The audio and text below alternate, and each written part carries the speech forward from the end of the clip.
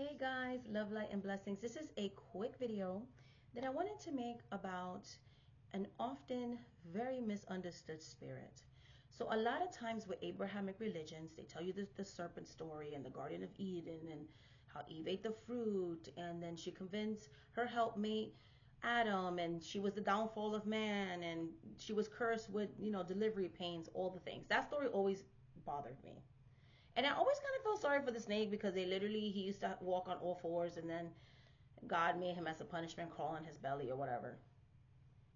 Even though Satan was disguised as a snake, it wasn't the actual snake that did it, but okay.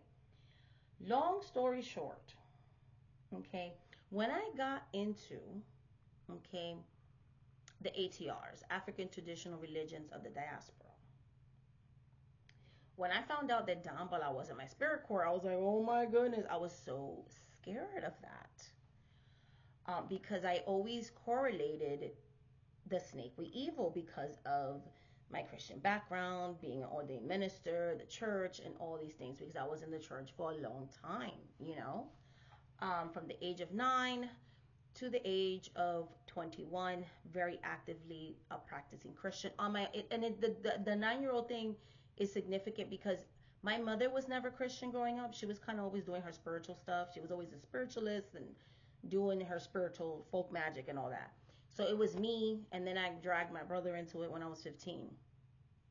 But none of us go to church anymore. But so at 9, I voluntarily. So there's a difference between like a kid that gets forced to go to church and a kid who does it voluntarily.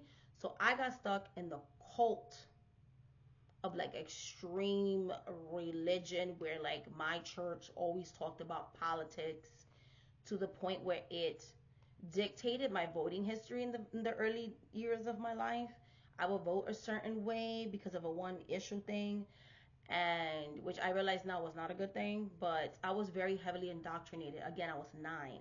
So it formed a lot of my early thoughts.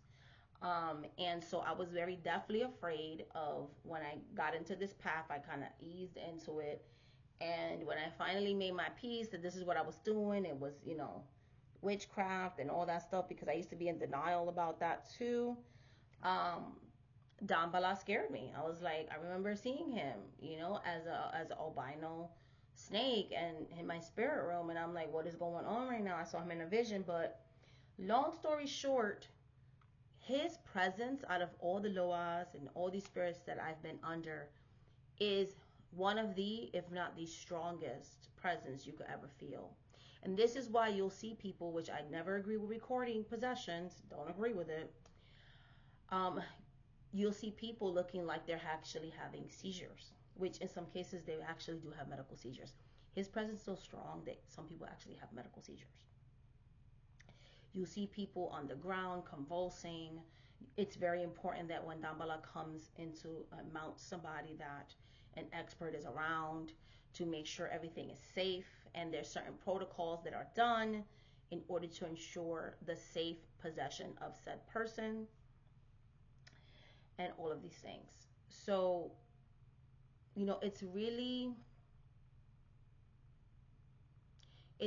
disheartening how I'll see, videos of converted people claiming to have worked with Damballa or worked with his wife, Ayida, Wedo, the rainbow serpent. Damballa's the pale snake. And say, oh, they're evil and, she's the spirit of Jezebel, and which, poor Jezebel, to be honest, very misunderstood figure. But it's further from the truth. Like, Damballa has done nothing but bless me in my life. His presence when he mounts you is unspeakably beautiful, powering, life-changing, transformative. He has been nothing but a father figure, a protector, someone who has helped me through the biggest transitions and transformations in my life. His wife, Ayida, Santa Marta, some people call her Lubana, depending on what aspect you have of this beautiful spirit, Mama Wata. Okay, Mama Wata, hello.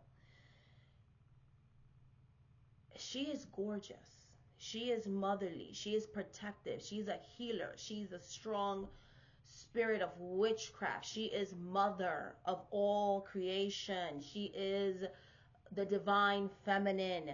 Okay, he is the divine masculine, mother and father type of energy, the yin and the yang, the balance. And I love that they are portrayed in the world card, because literally in Aboriginal lore, it is said that a serpent holds the earth together, right? And that spirit called Da. So Damballa may be called different names by multiple different cultures. He has shown himself throughout humanity, in different tribes, in different ethnicities, in all parts of the world. He shows you himself, and she shows you herself in the form that is most comfortable to the person witnessing. They are spirits that have been here through the beginning of time. They have no time, they have no age, they have always been. They're kind of like what some people would say, the Alpha and the Omega, the beginning and the end. They are what holds humanity together. They are what help to shape and shift and create humanity and the spirits that we serve. And yes, so the serpent is sacred. For those of you of any type of indigenous ancestry, for many tribes, specifically the Caribbean indigenous people, the serpent was very sacred to us prior to enslavement and colonization. The serpent spirits were very sacred to indigenous African people before colonization taught us to demonize, to turn our backs on, to mock, and to disrespect the very spirits that guided our ancestors throughout history. Before we were colonized, a lot of us come from very highly evolved and educated ancestors who ruled over kingdoms and monarchies, okay? Because they had established very high functioning intellectual philosophers, creators of the pyramid, creators of the hieroglyphics, sorry. There's believed to have been people that are ancestors to us that already knew how to fly.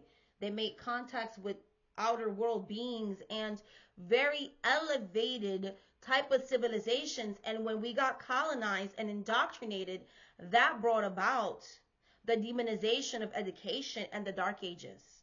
And why this video is so prevalent and so important today is because the message of Damballa is that sometimes history repeats itself, especially if we're not willing to learn from it, right? We're doomed to repeat it.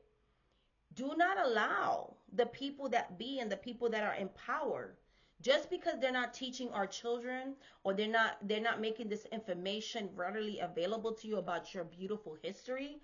It is up to us as an individual to research that history and to take it upon ourselves, right? And do our due diligence, do our research, right?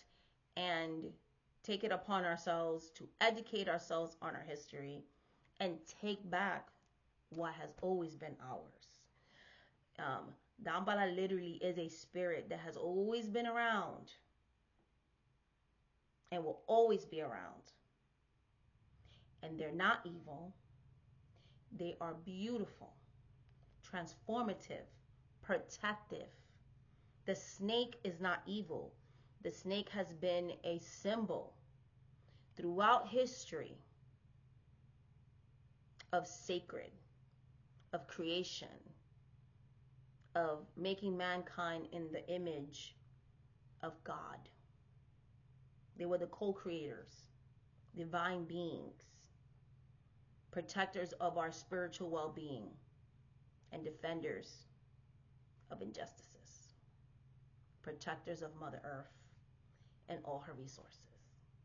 I don't see anything evil about that. Much love, light, and blessings. Thank you so much for watching this video.